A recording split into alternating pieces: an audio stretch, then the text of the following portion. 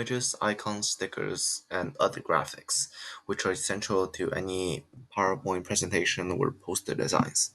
And Canva makes it super easy, where the results can really stand out. If you don't like any of the stock photos that Canva provides, we could first of all upload our own image, where we could go on the left tab and then click Uploads, and then choose Uploads file.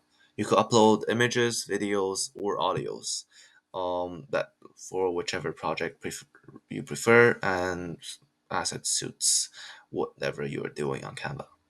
So here we click Upload, and we open this file from our tab, and we could see that they are uploading, and then after it's finished it's uploading, we could click on it, and then we'll have a picture of Heritage Woods.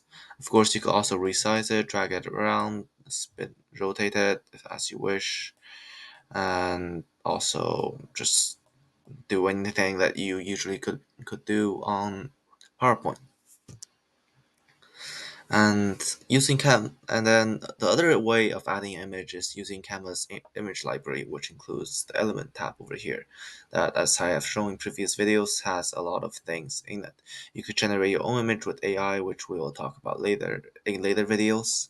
And you could of course also add shapes, lines, arrows, graphics, and just images however you wish. You could, of course, also add short videos or audios that they have in store in their massive library of elements. And just like the picture, you could also reshape them, resize them. You could also change the color if you don't like it. You can maybe change it to red. You can also change the images, the colors within the images into something like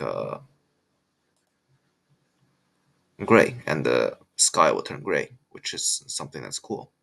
You can change this to like a blue color, and then it's gonna go back to blue. Change this to like a pink color, and it's gonna stay pink. There's just a lot of things to play around with, including the background, the foreground, and a lot of the other thing. But one thing to note is that something like a background remover, which removes maybe the sky and trees in this photo, requires Canva Pro access. So if you still haven't gotten your Canva Pro from Ms. Kim, please go to her, and she'll definitely help you out with that. Mm. And just like texts, you could also animate the images, adjust their transparency so that they're almost transparent. You could have their corners rounded. You could have the lines. You could have them put into a frame of dotted lines if you like. Even though, as in previous videos, I mentioned that usually the simpler looking it is and the less things you play around up there, usually the better the PowerPoint looks.